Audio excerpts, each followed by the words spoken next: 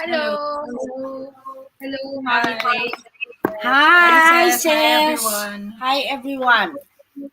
Everyone, mga ka-Bounceback. Season 2 na ng lockdown. And to be honest with you, we are doing this live for that reason and that purpose. So today's topic is breathe, coping with anxiety during the pandemic. Um, with I am now with Mommy J and Death of Pathways Healing Center. And we decided to bring them here with us kasi we know because we survived from last year and we may experience being in a lockdown again this year. Um, we know that we need healing. And this was conversations that I have had with the Bounceback founder, Sir Jason De La Rosa, na last year we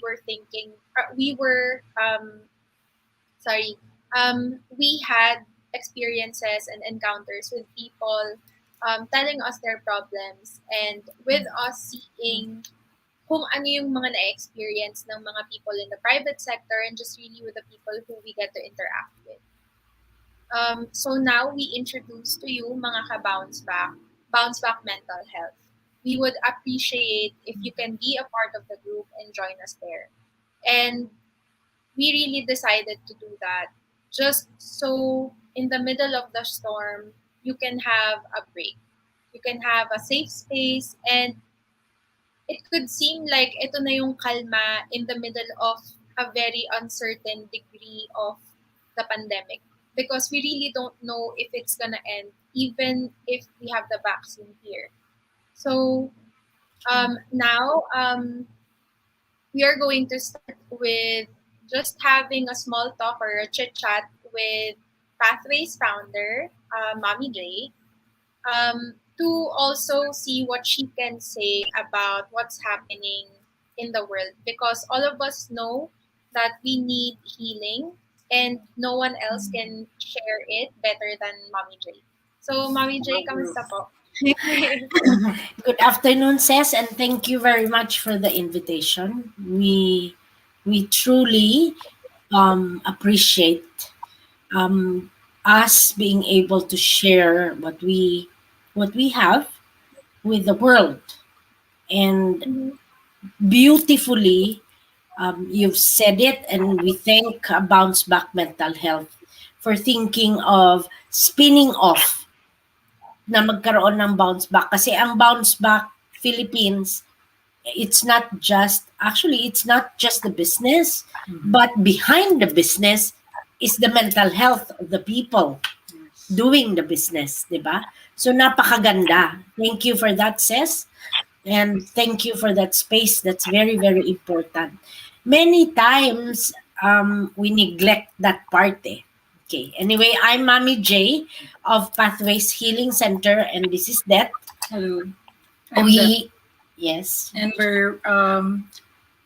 we are here collaborating and joining Bounceback in this advocacy and shedding light and awareness on how we can start healing our mental health. Not only that, we will tackle a lot of things. Ano bang mga nakadikit sa mental health, emotional health, the totality of our well-being. Tulad sa sinabi nyo kanina, behind the business are people. Yes. And sometimes we forget about that. We forget na even if we're seeing the business thriving, we don't really know the story behind it. And even if seemingly it looks like it's thriving, we don't know the hearts and the minds behind those. How are they coping up? How are they handling things, especially in this collective shaking that's been happening now, Yes. starting last year during the COVID. Yes.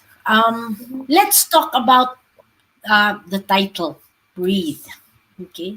Well, breathe, in fact, is very synonymous to what's happening to us now because we are all understanding and realizing how breathing is very important and something that we have been taking for granted before.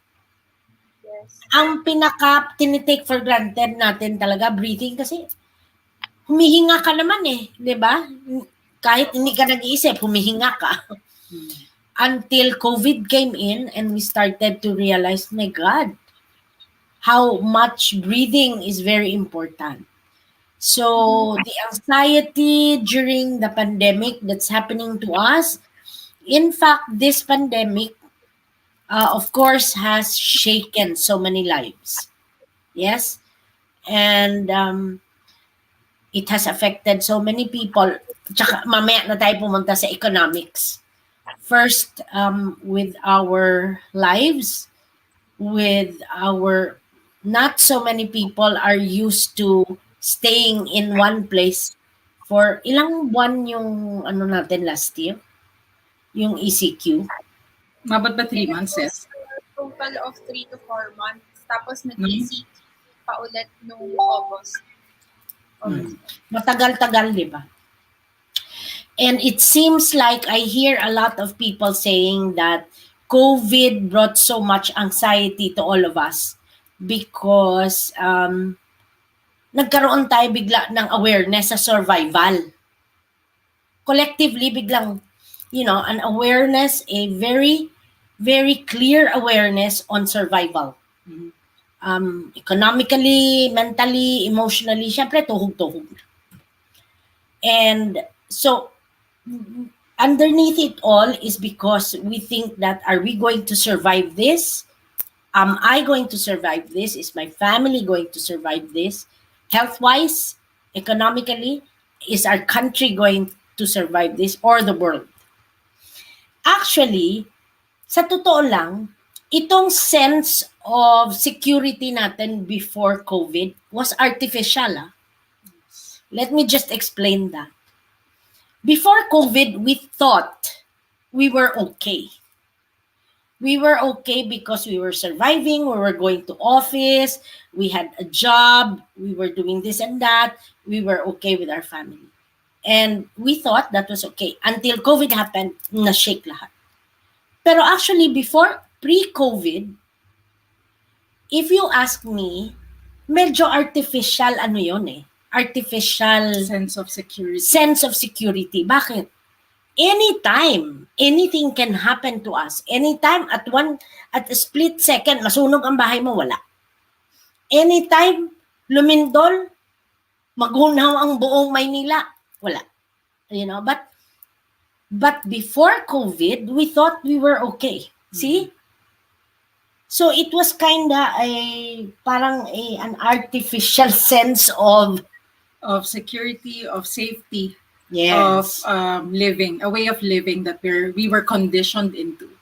And then, if you ask me also, when COVID happened, it is seemingly a parang kala mo curse to other people, but if you look at it, it can also be a blessing.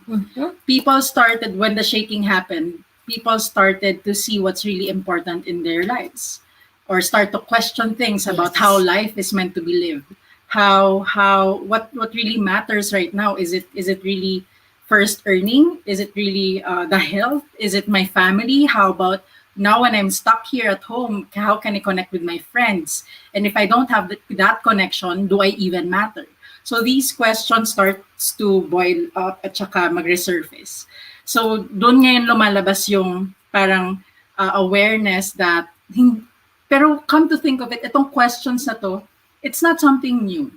It's not dito lang sa Pilipinas, it's all over the world. It's a human, it's within our human nature to ask these questions or to pay attention in these matters. Pero dati kasi, nalilibing natin eh. Yun. We are able to push it down and just be busy because we can go out, have fun with our friends. So, nabubury deep. Or we go to the office. So, dumaan sa isip mo and then, you forget. You forget because you're so busy. Then, COVID happens. Wala tayong choice. We have to face all this. Di ba? Ikaw says, how was your lockdown experience nung time na Well, first? it wasn't really the most ideal situation that I was put in, but I feel like also adding to what you said, maybe yung bubble natin nag-pop because now is Yes.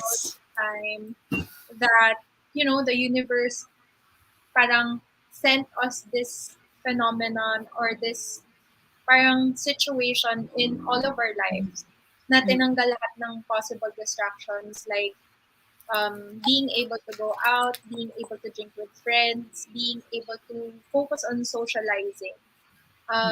Maybe nung times pre-COVID, hinayaan na tayo na mag-enjoy or hinayaan na tayo to find joy in those moments. But maybe this time, nadala rin tayo in this situation because maybe people forgot what their purpose is in this world. Yes. Yes.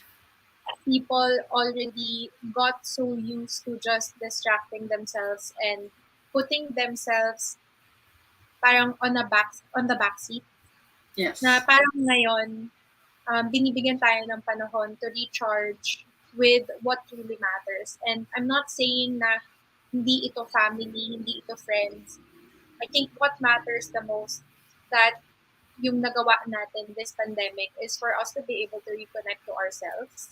Yes. So that is what I learned from my pandemic or my lockdown experience is that I was so used to just, parang nilalabas ko lahat outward. Everything was just outward, outward, outward. May it be with my relationships, may it be with my ventures, may it be the other things that I put my time into.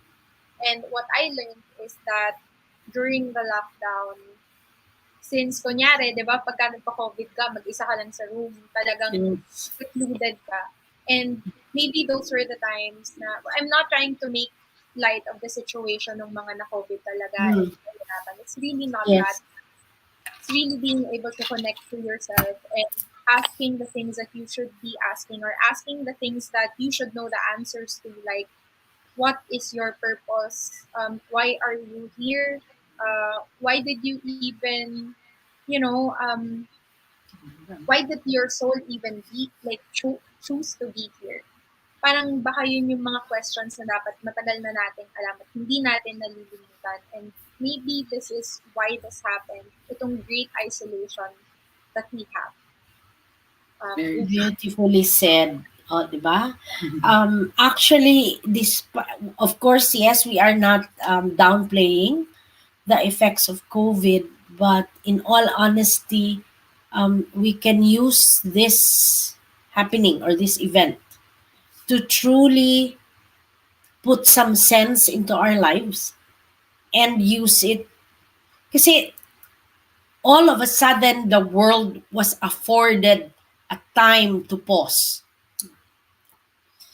And in that pausing and in that silence, ang dami nating pwedeng ma-discover.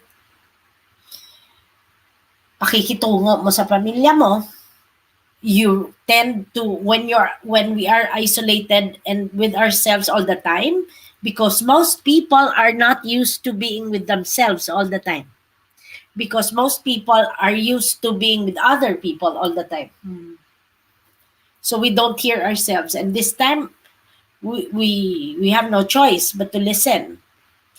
And there's a lot of healing that can happen if we allow it.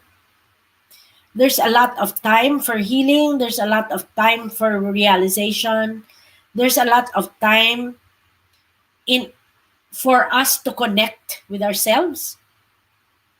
Actually, itong pandemic na to, napansin ko, ang daming naging creative. true. Naglabasan ng creativity. Magaling talaga ang Pinoy. And innately creative talaga. Yes. So how do we cope with anxiety? Anxiety will always be there when we are not in control. Okay. You agree? Yes. When we are not, we are creatures of habit and we are creatures of control. And anything that we think we cannot control, we become anxious about. Yes. Yes?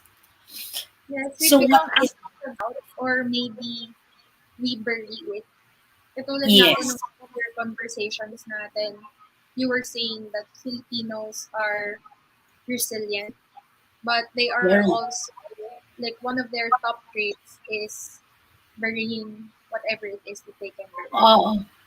Kasi ang galing natin ay wag na lang, hindi na ako magsasalita para hindi na magulo. Mm. Or we guise it in saying na, ay ayoko siyang masaktan. Okay? This is a very broad topic to talk about, but the pandemic has brought us so many things to realize ourselves, knowing ourselves, what is really important to us, what's really self-love, and most of all, our healthy boundaries. Diba? Kasi napansin ko rin yan, mahina ang Pinoy sa healthy boundaries. Meaning, if I ask you to go out with me and you say no, magtatampo ako. Bakit? I mean, why? You have the right to say no. Diba? You have the right to say no. But, I think it's also culturally yes. because of the culture, and it's been going on since ng centuries. Handed down culture ito ng Filipino. Even coming from dun sa pag-conquer, yung sa mga stage ng Colonialism. colonialism. So during those times, seemingly mga Pinoy natanggalan ng voice. And even those things matter right now. Why? Because it's very, very prominent. It's still living in the veins and bones in our habits of our now. So these are the things that we are trying to shed light. Na matagal na kasi hindi napapansin dahil it seems normal. And ang hindi natin napapansin, we don't say no, or we don't know how when to say no, when even if we want to, because we want to keep the peace, seemingly yung peace, but deep inside we are not in peace when we give our power away, Yes. when we don't speak our truth during that moment, and it actually affects. Yun yung isa sa malaking factor na nakaka-contribute dun sa mental shaking natin and mental stability and our inner peace. So, siguro doon tayo pwedeng magsimula in talking about coping with anxiety. Yes. And how do we cope up? How do we find inner peace during the times of shaking once again? Actually, ngayon, at least medyo may dry run na tayo last year. But Let's talk a little more about how to cope. Yes, says. Can I just say, for our viewers, because Filipinos, actually, I know a couple of people who are, you know, parang kasi kapag pinag-usapan ng anxiety, pagka pinag-usapan ng saying na mental issue or mental health, they would automatically think na, okay, this does not concern me because, Yan yung stigma eh. opo, parang this does not concern me because I'm perfectly okay. Yes, you can be perfectly okay but still have mental issues. I'm not Yes. saying that if you have or if you acknowledge that you have mental issues, that automatically means that you have depression, you have anxiety disorder, you have a disorder or condition or whatever it is that you can think of. It's really not that. You can be perfectly normal but still have mental issues that you are not able to deal with. Kaya lahat ng tao, merong coping mechanism, and sometimes these coping mechanisms that we get to adapt make us survive. But then again, during this time and age where COVID really, just pummeled everything that we know was normal, I think now is also the time to take the time and acknowledge na I'm normal, I'm okay, I think I'm doing great, but I have mental issues, and those survival mechanisms or coping mechanisms that made me survive before, I have to let go now because this is a new era that is coming into our lives. And I'm saying this to really, yes, Mommy J, to break the stigma, but also to just make people aware that talking about this is okay. It doesn't mean Perfectly Yes, that, fine. it is really fine. And there's nothing Oo. wrong with it. yes, I It's mean, it part of doesn't mean that our we're talking lives. about mental health. That means na, okay, I'm living with this and this and this. It's really not that. I would really want to broker into our everyday conversations how normal it is to have them. Just so when Oh we have to yes, face them, agree, di ba po? Para kapag ka-finate agree. Yes. or para kapag hinarap na natin or may kaharap na tayong apektado, we know what to do. Because sometimes, you know, Ignorance about yung what it mga tao within our proximity or within our community, hindi natin alam kung paano tutulungan. We project what our survival or coping mechanism Yes. to them. And in turn, it really ends up na, people commit suicide, people try doing that, people go further down the hole. And again, that is one of the aims and one of the parang, paano ba yun? One of the goals of Bounce Back Mental Health, which is to really shed some light na it's okay, it's normal, let's make it part of our everyday conversations para hindi tayo laging gulat. Hmm. So, yun po. Actually, wala naman talagang healing. I'll I'm very spoken, very beautifully says, no? Thank you po. Mental health, healing. Okay. I've heard people say, no, don't say I need healing. Say I'm healed.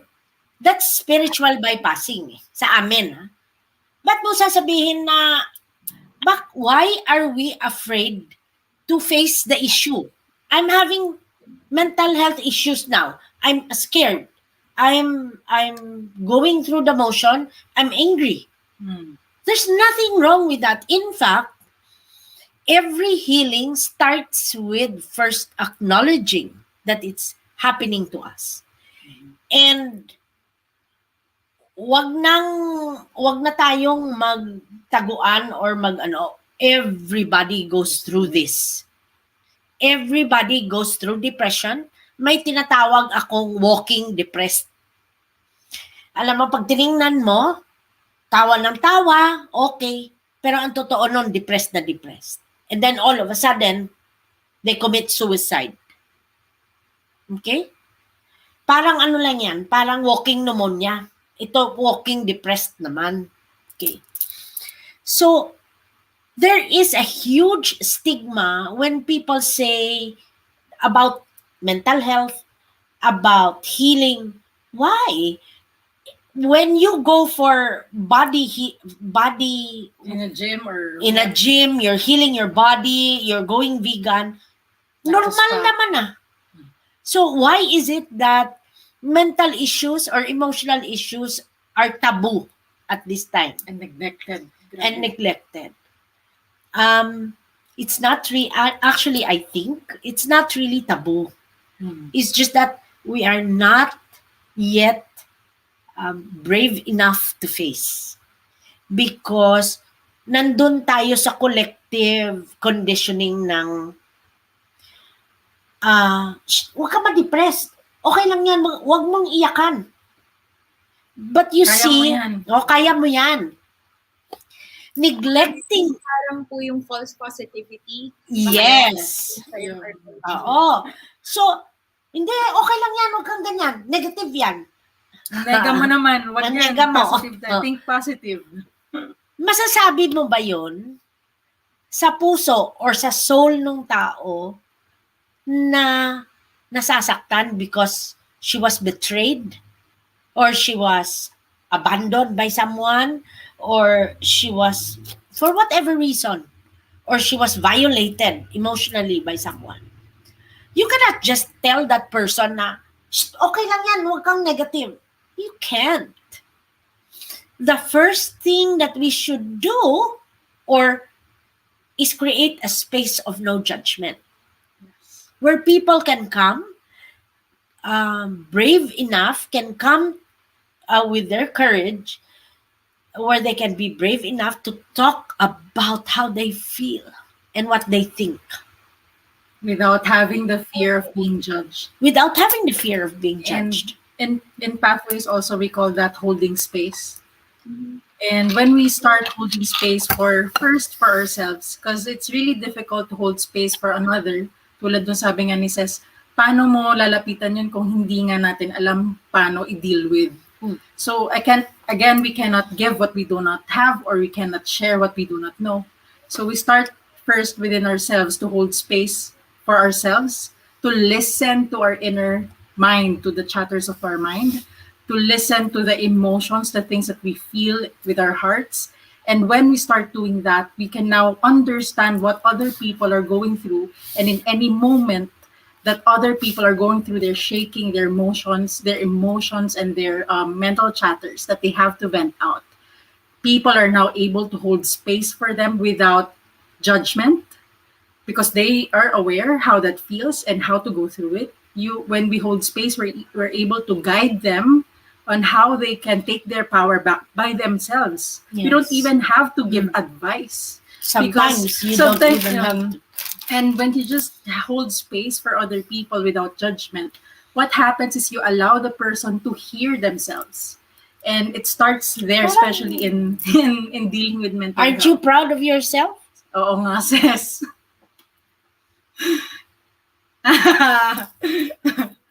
Well, we are for you. We Also. are very proud. We are very proud of ourselves and we're very proud of you. We hold space for one another. True. I think I would also like to add that growing up, being in our current education system, we were taught to believe, and we were taught as we grew, na there's really no middle ground.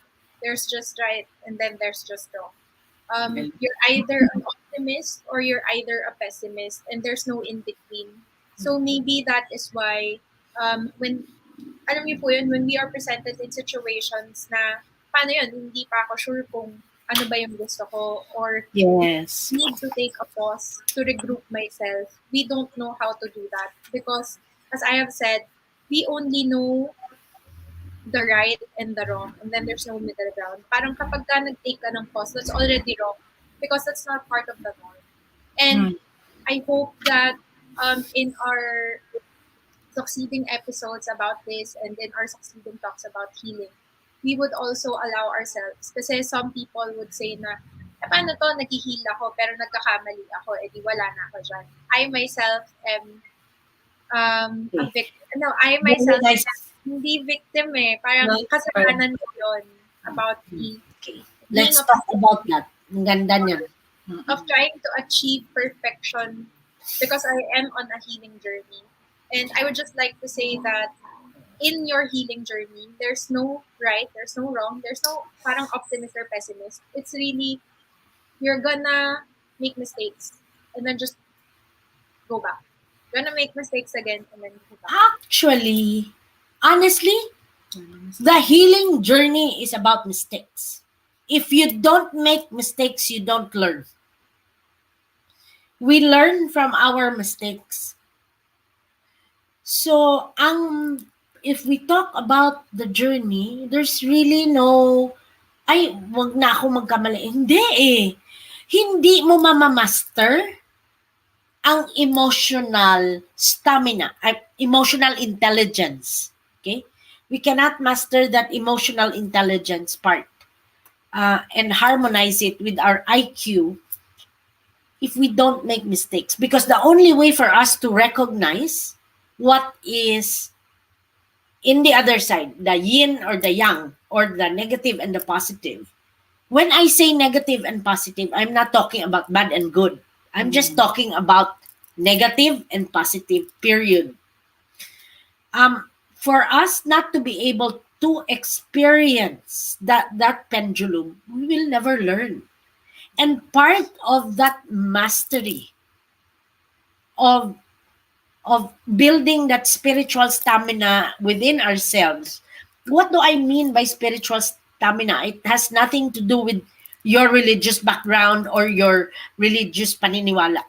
When I talk about your spiritual stamina, I'm talking about our relationship with ourselves, meaning our spirit, our drive, our passion, our purpose, Connection with our soul. our connection with our soul. So, how do we build that emotional stamina na kahit there's chaos around you, you're still okay?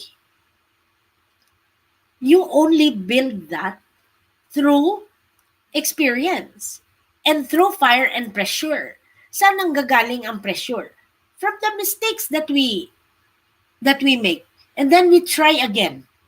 The struggle. From the chaos before. Yeah, Para because clarity. hindi pwedeng bago ang diamond, bago maging diamond, kailangan kinikis-kis yun eh. So, walang mali, walang Tama, walang mabuti. let's not Mabuti, masama.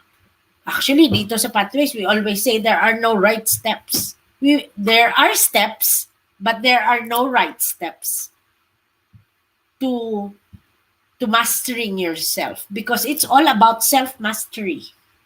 And I think to add to that, since nasanay tayo to go to a specific measuring rod in society, and now we were forced to look within our face, our own shadows or ourselves, our own chatters. And on our way to healing, wala kasi talagang, kaya walang specific steps or 1, 2, 3 for all. Kasi all of us we all have our own ways of healing ourselves. We have our own ways of coping up. We all have our ways to talk to ourselves. My ways can be different with your ways. And how you build your relationship with your mind, with your how you build your relationship with your soul can be different with my ways. Pero during the process, when we start comparing ourselves, dahil nasanay tayo even in our educational background or systems that we have existing, it's built in competition and comparison. So subconsciously, we were trained to always check ourselves with a certain majority. So now when we talk about always having to check ourselves na parang kailangan ko i-compare with a certain thing on the outside, that's actually where we start losing ourselves. And then later on in life, when we face a major challenge or major breakdown or a circumstance that really shakes us, magugulat tayo na parang, sino ba talaga ako? Ano ba talaga gusto ko? Nawala na ako. Ginawa ko naman yung sabi nila, nag-aral ako, trabaho ko, gumawa akong negosyo. Bakit wala? Bakit butas na butas yung loob? Because unknowingly we attach ourselves, we measure ourselves attached to external things like our business, like our relationships, like our whatever. There's so many things we attach ourselves to na pag nawala yon, wala na tayo. Di ba? And I was just reading the some of the comments, and one lady was saying that some people think depression is not real. Depression is so real. It's all over there. We project it even with our everyday words. Oo. It's not, kailangan na natin buksan ang platforms where people can come together and talk about these unspoken things. Kasi everybody is going through all of this. So how to cope with it? First, if you ask me, ang first suggestion ng pathways would be know yourself. Kasi doon magsisimula lahat. The answer to all our issues is within us. So meaning we first start with knowing ourselves and understanding where all these issues are coming from. Ano ang core issue? Kung ano yung depression ko ngayon, may core issue yan eh. Core. The rest are just layers. Diba? Meron din Actually, nagsabi. that Yeah. is why that is why sa description na bounce back mental health is that yun nga po kapag hindi mo inayos yung mental health mo, um, if you really think about it, it's really the root cause of almost all of the societal issues that Yes. we are facing right now.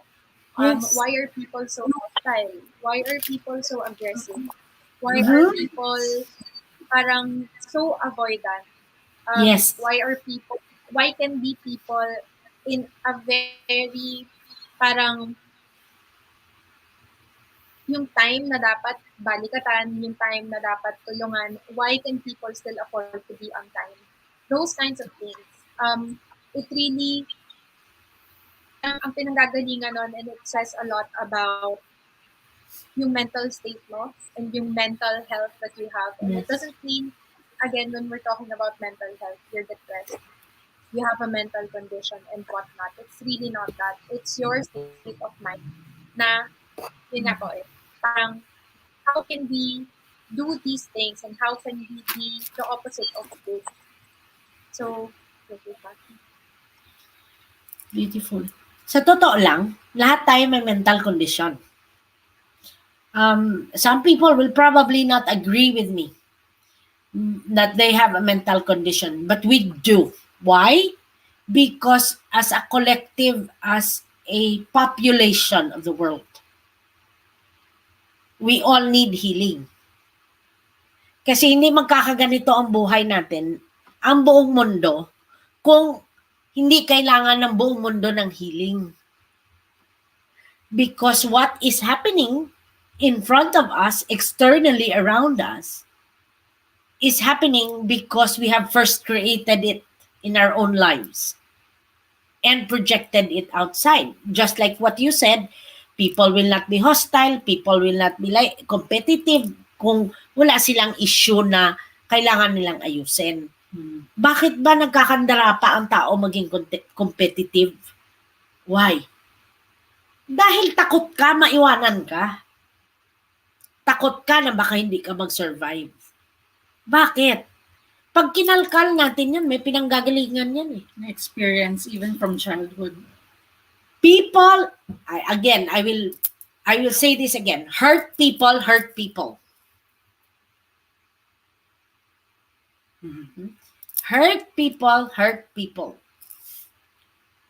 So, I know that our world, very well. Because when I was in a time where I was hurting, I never knew that I was already inflicting hurt and pain to the people around. yes. Exactly that. Diba? Siyempre, hindi natin nakikita. Yung kasi in pain ka eh. Mm-mm. And we think it's part of doing something right. We think we're protecting ourselves. We think it's safer to do that when we project, but we are not aware. Kaya maganda yung conversations like this to bring awareness on the things that we project, the hurt that we project around us that we're not even conscious most of the time. And when we start being aware and conscious about all those things that we are contributing to our surroundings muna, and from our surroundings, the effect of that in the larger collective, we start to really see, is this the effect, or is this the energy, or the effect that I want to really share or take part sa habang nabubuhay ako dito sa space na to, sa mga taong gusto ko, even that the people that we love, we actually hurt without knowing. So until we make that choice, and actually with our experience, when we see people who are already having that shaking, the questioning, yung tinatawag nilang parang mental breakdown, we are pagod na ako. As in, we're very grateful when they come or we get to talk to those people. Nabuti pagod ka na. Kasi kung hindi ngayon, kailan? Kung hindi ngayon, kailan ka magtatanong, what matters to you? Where is this hurt coming from? Let's now deal with that. Let's now face that. Let's now heal that one by one. And what we gain, seemingly gain, actually we don't gain in healing. We actually just lose those parts of ourselves that is not even ours or not even us. So we can finally, deep down inside, really realize and connect with who we truly are. Connect with sino ba talaga ako, ano ba gusto ko as me, as Det, as Crisel, anong, what's my purpose. And when people get to remember who they really are inside, beneath all of those wounds, beneath the conditionings that were placed upon them, or the wounds that were handed down and they swallowed willingly because they also did not know na coming from wounds yun. We start now to recognize within us na parang, uy, parang I'm beautiful pala. Or I have these gifts pala. I can share this. This is what I now choose to share with the world. So maybe that's how we can parang create a perspective on how healing The comes into shift. play. The I shift think, happens. honestly, as a collective, we underestimate ourselves so much.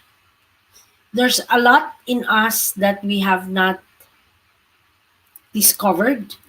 That is why our advocacy in Pathways is really self-mastery.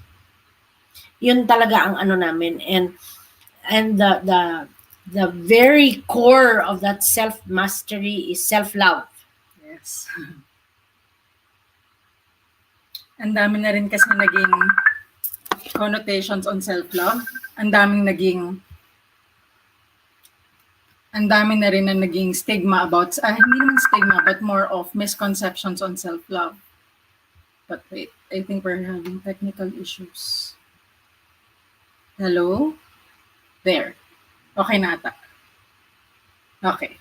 So, and I think recently then yung self-love naging, hindi ko alam kung trend or what. It's okay, it's part of the evolution, but we have to come to a point in really finding the essence of what self-love really means. Saan ba siya? Ano ba yung foundation ng self-love? I think recently you posted something about this, di ba, Ses? About self-love.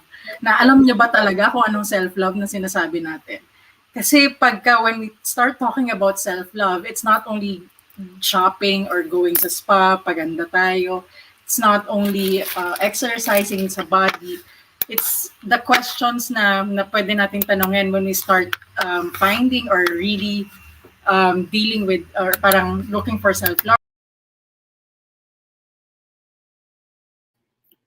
Yan. I think we had technical difficulties, and I'm sure they'll be back again. I would just like to continue that, you know, you have to love yourself and you have to take care of yourself. And there was this one situation where I was talking to a friend, and I was like, oh, I'm having this workshop where I'm trying to learn self love or self care. And she was like, ha, anong self-care? Nagpapa-pedicure ako and whatnot, all these stuff. And yes, we have to take care of ourselves in that way. But to be honest with you, self-care doesn't just start and end there.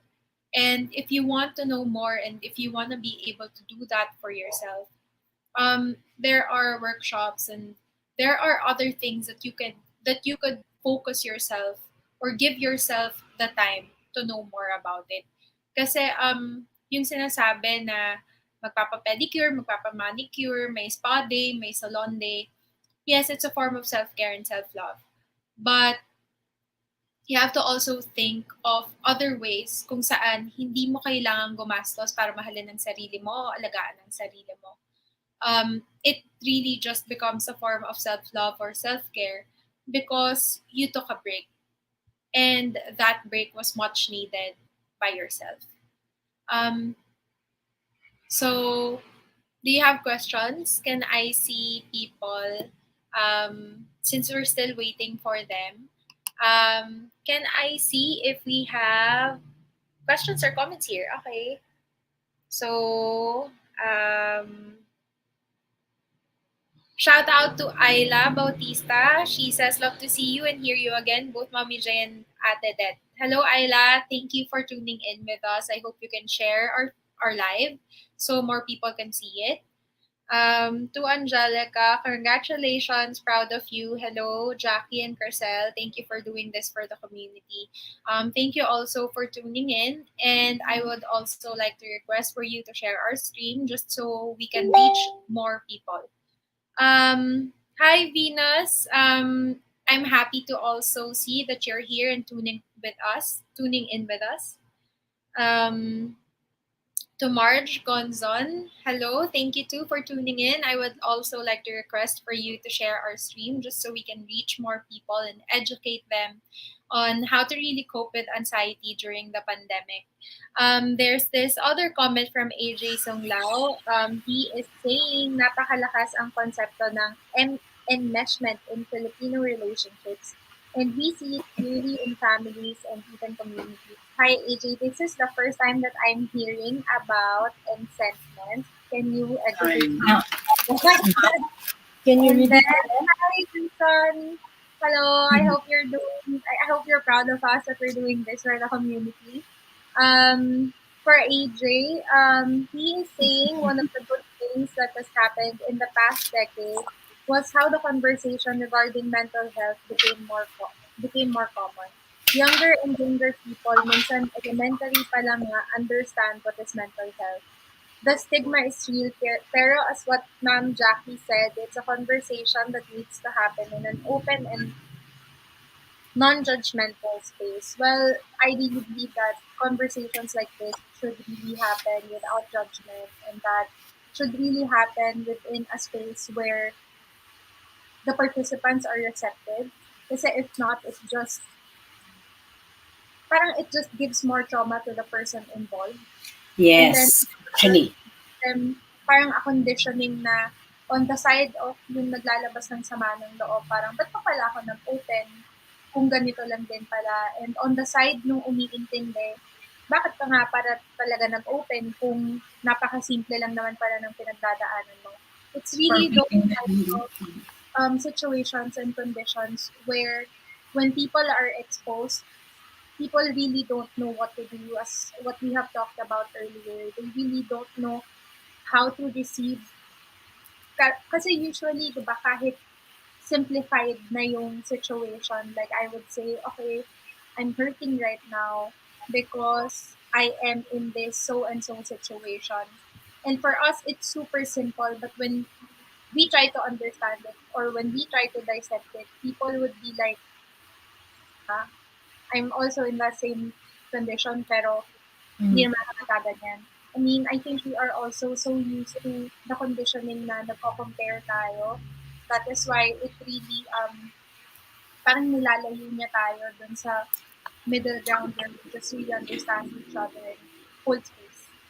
And thank you, Actually, your ang ganda niya na. Ang ganda ng sinabi. Sorry about kanina. Ang ganda ng sinabi ni Ses because I just like to point this out. Why are we really pushing for self-mastery? People should understand that we have different personalities. And like what you said, we have different ways of coping. And your coping mechanism may be different from mine. Some people may thrive in this situation, others may not. So there is really no way to undervalue emotions that people are going through. Kasi it they have to be given a space where they can just bring it out without them being judged, and a place probably where they can be guided into forgiving themselves. Our greatest, greatest critic is sarili natin. First and foremost. First and foremost. Guys, medyo natatawa po ako dito kasi may sasabihin dapat ako pero nakamute pala. I was just going to highlight what Marge Johnson said in relation to what we are talking about. She's saying self-love also means not judging ourselves on what we are feeling, for simply acknowledging the emotion and not passing judgment to ourselves. I think almost all of our viewers or some of our viewers are very well educated with what they think self-love or self-care is. And we're just really here to give you more resource and give you more Validations. validation, and actually to be able to add to what you are doing sa paggawa mo ng self-care or self-love. Kasi nung nawala po kayo, I was talking about, I was in a situation where I was talking to a friend and I was sharing with her that, hey, I'm going to this workshop to self-love. And then she was like, self-love, self-love. Ako nga, manicure, pedicure ako. That's my, self-care and self-love. And yes, to some people, it already is. But I was saying that at this day and age, kung saan natututunan natin to really just spend for the necessity or yung mga importante, I think what is also important is that when we do self-care and when we do self-love, magkaroon din naman tayo ng way na wala tayong nilalabas na pera. And we get to parang express our love for ourselves and naaalagaan natin yung sarili natin. So that was what I was saying. Pero maganda yan, Ses, ha? I'd like to stress also that self-care is different from self-love. Going to the parlor, going to the salon for beautiful nails, going to the spa does not necessarily mean self-love. It could also mean escaping. Okay? So I'm not saying All of it are all of it escaping, are Or all of it escaping. But I'm saying that it does not necessarily mean that you love yourself just because you go to the massage parlor and have a massage, or you go to the alam mo, nung bata ako, nung hindi ko pa master ang self-love, because I am a Virgo. Let's talk a little about astrology. I am very OC sa katawan. Hindi ko pa alam ang self-love. Okay? I was still so bad at it. But I would always go to the parlor because I want to see myself always looking good because I was feeling terrible inside. Okay? Self-love means allowing ourselves to go through the healing. Because healing, may stigma ang healing eh. Ba't ako magpapahil? Wala naman akong problema. Ba't ako magte-therapist? Oo. Lahat tayo. Even nature goes through healings. Nature. It is a natural condition. So I don't see any reason why there's a problem with us saying that we are all healing every day. Diba? Ikaw ba, nag-away kayo ng asawa mo? Halimbawa, kahapon. Ngayon, maghihil ka muna ng sarili mo. Ang problema is, nag-away kayo ng asawa mo kahapon, so masama ang loob mo today. Pero, 10 years ago, nag-away kayo nung partner mo or your spouse, your partner at that time, na hindi nyo pa na-reconcile yung away na yon. And 10 years before that, yung away nyo ng nanay mo is the same issue. So, can you see the layers? Halimbawa, your partner yesterday betrayed you. Okay? Kinuhanan ka ng pera. Kunyari, kinuhanan ka ng pera, ginamit yung pera kung saan-saan, nag-lie sa'yo. Then you discovered, so masama loob mo today. Pero yung iniiyak mo today is not only that event yesterday na nag-away kayo ng asawa mo, but you're also crying for 10 years ago, niloko ka ng kapatid mo dahil, halimbawa, ng cousin mo dahil ninakawan ka. And then 10 years ago, 10 years before that, you experienced betrayal from your parents. You experienced betrayal from your parents. So you see, all these things that happen to us are actually there so that we can heal it from the root. Because until we heal it from the root, it will keep coming back. That's what we call the patterns and the cycles in our lives that keep coming back. It will just change in form or faces, mag-iiba lang yung mukha. Pero the very core wound, let's say abandonment, betrayal, or emptiness, loneliness, it is the same. I remember nung nagkukwento ka na before me also going through my healing and also my walk into self-love, I was a workaholic. I thought I tried to achieve a lot of things, not only for myself, for my family, for the people I work for, or for the people for the staff. Um, but deep down inside, I was really sad. I was lonely. I was empty, and there was a time that even after achieving so many things, I started asking, "Is this all there is to life? Is this it? I have everything I seemingly wanted in life, but why do I feel like crap?" So I started looking for answers. I started really diving deep inside. I'm not saying achievement is getting achievements or going after your dreams are bad. There's no bad, there's no good. What I'm saying is try to look within. If you're doing that, you're only achieving, trying to fill up gaps within yourself. Um, Kasi mas maganda sana na even the results, it's more sustainable when it comes from your inner wholeness and your inner peace, your inner love with yourself, and you now start to achieve it coming from self-love. It all makes a shift. It all changes everything. So we're not saying na wag kayo mag-achieve, wag kayo mag-aspire, or wag kayo mag-dream, go after it. But while doing it, start diving deep inside you. What's stopping you? What's stopping you? What's hindering you from having a really great relationship with yourself? Ang kalaban talaga natin sarili.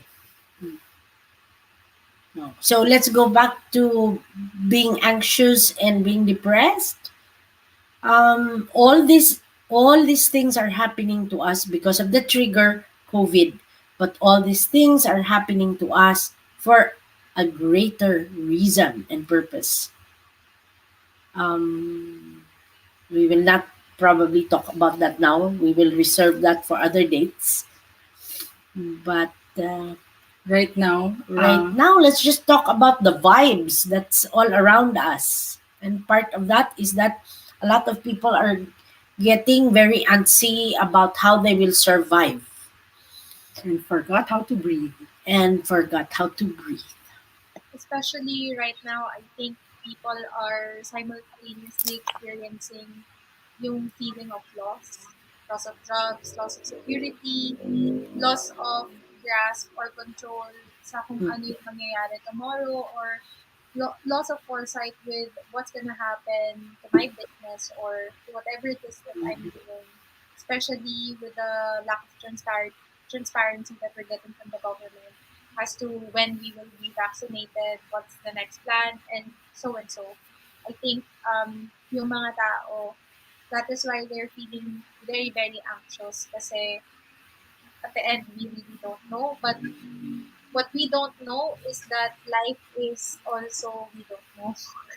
Exactly that! Exactly. Alam mo, kahit hindi naman nangyari ang COVID, Oo. hindi naman natin alam ang buhay eh. We just, flow. But we thought we were in control before. Until COVID happened, and we realized we were not in control. Diba? So now, ito na. But there's a way. There's a way to get through this. Honestly, I 2 years ago, we left our corporate jobs. I was working then for San Miguel Corporation. We left she had her own business. We left our corporate jobs to make our leap of faith because we had a feeling that this was going to happen. We just didn't know during that time how it will present. But we had a very parang nudge at saka malaking shaking and nudge talaga na we have to start something and we have to do something. We don't know Because what's something happening. was going to happen that will shake the world. And then COVID happened. And more to come this year. But on a more positive note, I would just like to reiterate this. I've seen so many people thrive economically during COVID. Marami akong kilala na nag-thrive ang negosyo during COVID. At the end of the day, our demons are the ones that are in our hearts and minds. So if it's in our hearts and minds, we have the control to either let it or not let it. Let it operate us or not. We always have a choice. So, siguro says to give everyone a simple exercise. Baka gusto mo Yeah. We actually wanted to have actually it was Sir Jason's idea to have like parang a meditation happening within the Bounceback mental health group. And Pwede naman natin what we are doing right now is that we are going to have a guided meditation. So we would know how exactly to breathe and how to cope with anxiety during the pandemic. Because as I was talking yesterday or the other day with Mommy J and that we were talking about ano kaya yung magandang tawag or topic for this talk. And then we were like, well, parang ito yung storm, and then ito yung calm, na parang tayo yung calm, and then Mommy J came up with breathe, coping with anxiety during the pandemic. So now, in a few minutes, we're gonna start with a guided meditation, and I encourage everyone to come and join us. Please let go of all of your judgments or of all of your parang second guessing yourself if I really need this or that. You're here because you need to be here, and you're here tuning in with us because you need to do this, not for us, but for yourself. So, Mami Jay and that, let's start na po. Sige. So, before we start, we're inviting and encouraging everyone to find a very comfortable position. Kung paano man, as long as you're sitting up straight and you're able to find your own balance sa katawan. Remember, ang bodies natin, hindi naman siya symmetrically even yung weight niya. Hindi naman siya symmetrically balanced naturally. So, find your own posture, find your own balance, cross-legged or naka-flat, lie flat on the floor. You can even lie down. And we will just do this. Simple lang yung meditation. Marami kasi naging madaming parang lumabas din na parang ano yung connotation? Hindi naman stigma, but na mahirap ang meditation or dapat expert ka or whatever. But it's actually just, when we talk about meditation, it is a state of being, a medi state. Meaning you are in a state of centeredness state. And you can actually meditate even while you're doing your everyday things. Yes, let's break the stigma of meditation. Meditation, well, there are many types of meditation. Merong silencing, you just for those who are advanced in meditation already, they know that you can just shut your mind, observe your thoughts. That's the most ideal, but hindi naman kailangan ganun. You can do guided meditations. You can do Raj Yoga, which is open-eyed meditation. You can, in fact, do meditation while you're cleaning your house. Basta wala kang disturbo, naka-focus ka lang dun sa... And what's important is your presence. Presence meaning you're present with your body, with yourself, with your mind, with your emotions, without judgment. Presence doesn't, we don't have to define anything, we're just in it. So when we start doing this, what's important to be aware of is our breath. Just pay attention or focus on your breath, however it is. But pag nagsimula tayo, we will just do deep breathing and we'll guide you through the process. So let go first of your expectations. Let go first of your judgments of the past. So if you can Okay, you guide that. Mm. Okay, so if you can close your eyes, find your balance. You can adjust your posture or position however you want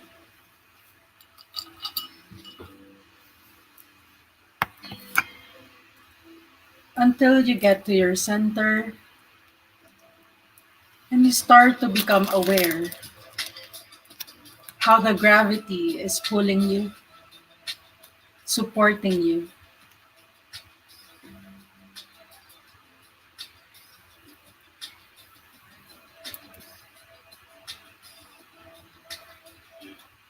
Feel this moment and be in this moment of now. As we gently take our deep breath in and out, deep breath in and out. As you continue doing your deep breaths in and out, breathe through your cells. Just allow yourself to be here, to be grounded with your body. Pay attention on the warmth or coldness of your breath while you continue breathing in and out. Breath is our life. Oftentimes we neglect our breath or take it for granted. And yet it is this driving force or the spirit that allows us to move and to be and to exist. This is the very first thing we experience as we come into this earth, and the very last thing we experience before we leave this body. So let's just pay attention to your breath and appreciate it as it is.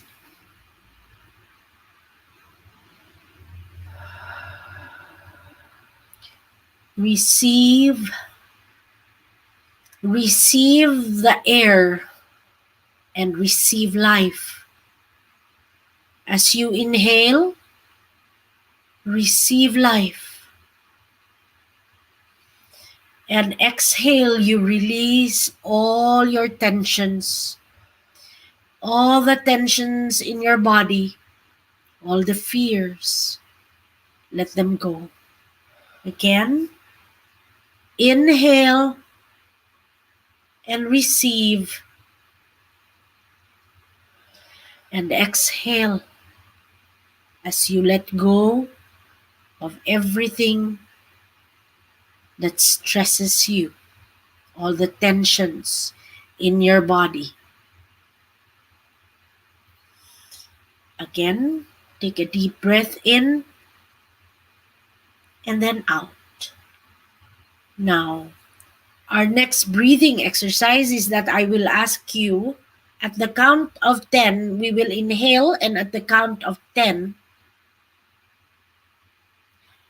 I will you will inhale and hold your breath until I will count up to 10, and on the count of 10 you will release. So again, inhale, receive 1, 2, 3, 4.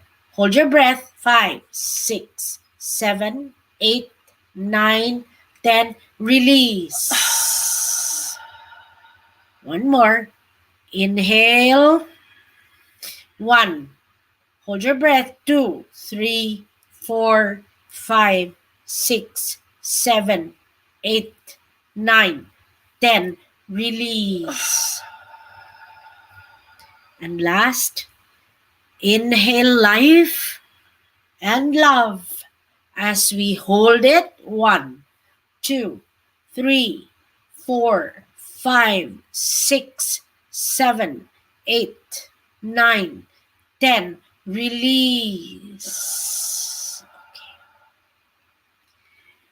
So we can start with this kind of meditation.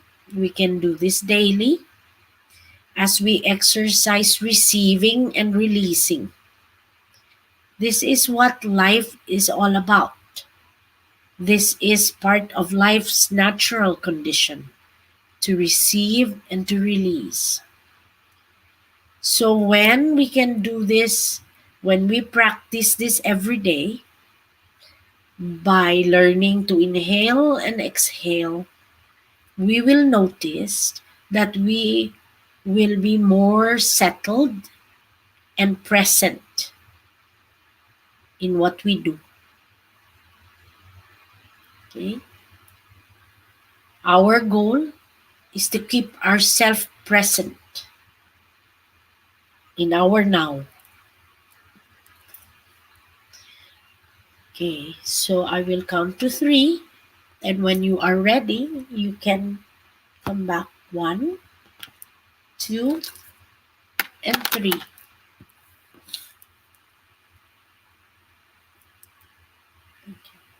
So for those watching and who would want to start on just a very light daily meditation, the inhaling exhaling exercise would be very good. It will put them into uh, it will start them into their journey of presence. What is presence? It's just staying in our now, not worrying about tomorrow, And not past. thinking about sinong kagalit natin kahapon, just the present now. Most of the time while we do our daily thing, we're not even in our now. We were thinking of something that happened yesterday, or we're thinking of something that has not yet happened. Yes. Or does not exist yet. Yes. And sayang yung energy na yun. And before we end this conversation, we also want to thank Uses. Thank you for initiating this. Yes. We really are grateful kasi importante ngayon to sa mga kababayan natin sa collective ka-bounce back natin. Thank you sa Bounce Back for inviting us. For Jason And for asking us to join. yes, Gab for doing the technicals. Yes. Thank you then to those to Pathways Tribe who's also joining us here For the for full the support. full support and just for being here, really your presence. Thank you. We feel you and we see you, all of you. Thank you so much for allowing us to have this space to open up a space of healing for our mental health, emotional health, our optimum well-being, holistic well-being.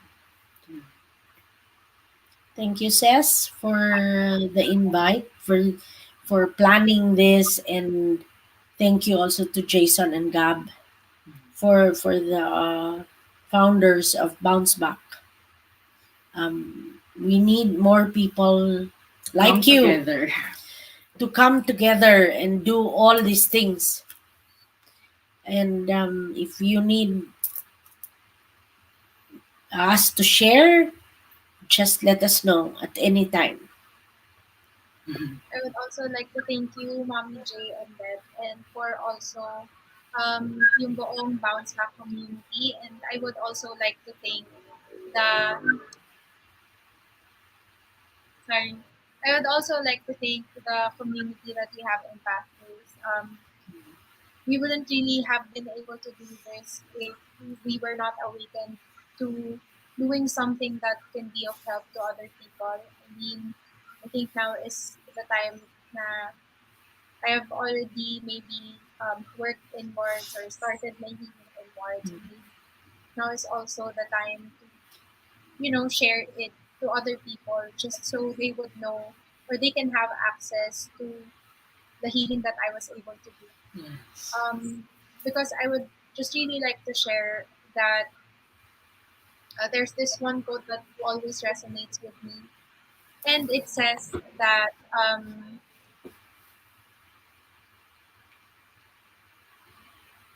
sorry, medyo maingay po, but I resonate with the saying na you wouldn't really know of the weight if you aren't able to experience the freedom or experience Yes. how life it is. And Ah, the law of duality, it's very vague, but hindi mo naman din talaga malalaman yung tama or kung gaano kasarap gawin ng tama kung hindi ka nakagawaan ng mali at naging remorseful ka doon. Yes. So, what I want to impart with everyone that tuned in with us is that hold on, dyan lang kayo. We will have other episodes that can be of help or can shed some light with whatever it is that you're dealing with. I would also like to invite you to join Bounceback Mental Health. And if you feel like it is already time for you to do some hardcore inner work, then I also urge you to join Pathways Community. You can find it in Facebook. Um, I hope that everyone during this session, I know that there are skeptics, hindi naman mawawala yon.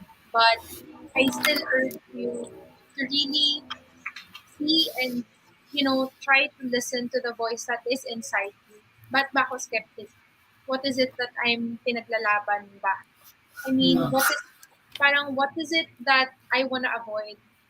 If you're a skeptic, it's okay. I mean, maybe hindi pa lang tayo pareho ng consciousness, maybe hindi pa lang din tayo nag-meet mm, in that level of awareness. But I urge you to do that inner work for yourself because ikaw lang ang yes. magbe-benefit nun. And then, if you do that, makakapag-benefit na nun yung mga tao around you. So again, everyone, thank you for tuning in. Thank you for being open to receive and thank you for being open to share, especially with everyone who shared in our comment section. Thank you for being brave enough to tell us what you're thinking of at the moment.